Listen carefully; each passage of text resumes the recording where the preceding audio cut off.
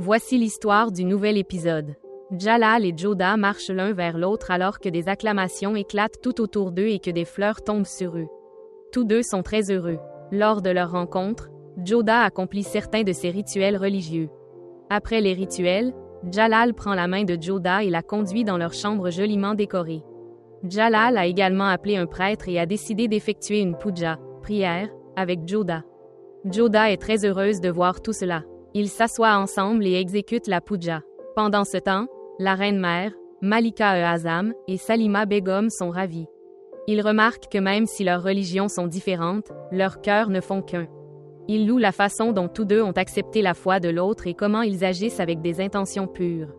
Une fois la puja terminée, Joda est sur le point de dire quelque chose à Jalal lorsqu'il lui dit « Je veux te parler beaucoup et je veux entendre beaucoup de choses de ta part. Mais d'abord, je veux que tu te reposes. Vous voyagez depuis longtemps et vous devez être fatigué. Reposez-vous, puis nous pourrons nous asseoir et parler correctement. » Plus tard, Joda se rend dans la chambre de la reine-mère, pleure et demande pardon. La reine-mère, quelque peu blessée, dit « Où êtes-vous allés, nous laissant tous derrière?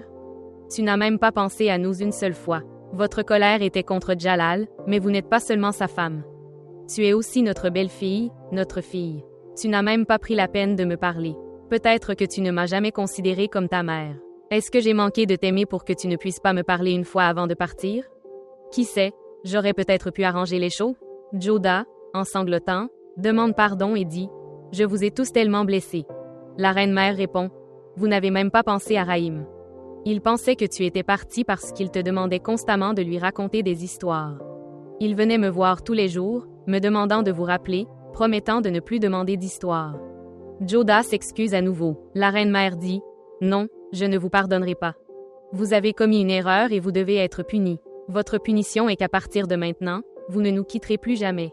Et chaque fois que vous allez quelque part, vous devez nous informer et obtenir la permission de nous tous. » Joda, souriant, la serre dans ses bras et dit « J'accepte ta punition. » La reine-mère poursuit « Mais une chose s'est produite à cause de votre départ.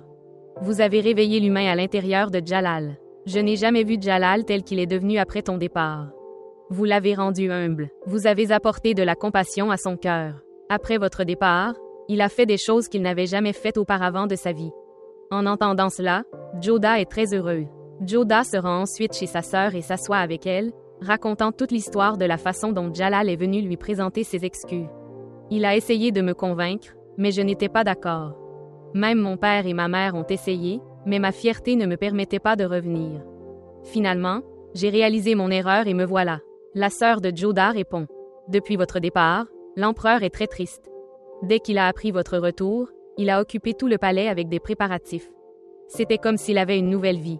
Il t'aime tellement. » Joda demande à sa sœur cadette si elle est heureuse et elle répond « Oui, je suis très heureuse. » Joda demande alors « Père m'a-t-il pardonné? » Sa sœur répond « Un père ne peut pas rester trop longtemps en colère contre ses filles. Ne t'inquiète pas, il vous pardonnera. » Pendant ce temps, Ruqeya, dans sa chambre, exprime sa colère contre Joda. Elle dit « Vous êtes revenu et avez attiré l'attention de tout le monde. Mais maintenant le vrai jeu commence. J'apprécierais jouer à ce jeu avec quelqu'un qui est un digne adversaire. Je ferai en sorte que tu ne puisses pas rester dans ce palais. » Joda, sa sœur et Moti sont assises ensemble lorsque Joda remarque un portrait d'elle-même. Elle demande comment le portrait est arrivé là. Moti explique « Jalal l'a fait placer ici. Chaque nuit, il restait ici, parlant à votre portrait. Je ne l'ai jamais vu dormir correctement après ton départ. C'était comme s'il s'était complètement perdu. Il était complètement brisé et n'arrêtait pas de parler à votre portrait. Je n'ai jamais vu un roi aussi impuissant et aussi souffrant. Même s'il avait tout, il n'avait rien. Mais dès qu'il a appris votre retour, c'était comme si la vie lui revenait. » En entendant cela, Joda a les larmes aux yeux et elle se perd dans ses pensées. Sa sœur cadette la taquine en lui disant « Tu es perdu dans ses pensées. » Ils rient et plaisantent ensemble. Jalal, seul, sourit intérieurement et pense « Dieu merci, Joda est revenue et elle a accepté mes paroles. » Un serviteur arrive alors et informe Jalal que Joda est venu le voir. Jalal, fou de joie, est encore plongé dans ses pensées lorsque Joda entre et dit qu'elle doit lui parler. Jalal dit « Je suis si heureux d'entendre vos paroles. » Avant que Joda ne puisse dire autre chose, Jalal continue « J'ai commis un grave péché et commis une énorme erreur. Je mérite une punition. » Il demande alors à Joda de lui infliger une punition, en disant « Ce n'est qu'alors que je pourrai te faire face. » Ce n'est qu'alors que je pourrai te regarder dans les yeux et soulager mon cœur du fardeau de tout le mal que je t'ai fait. Les larmes montent aux yeux de Joda en entendant cela, mais Jalal insiste. Tu dois me punir. Joda ne peut que rester là, à le regarder.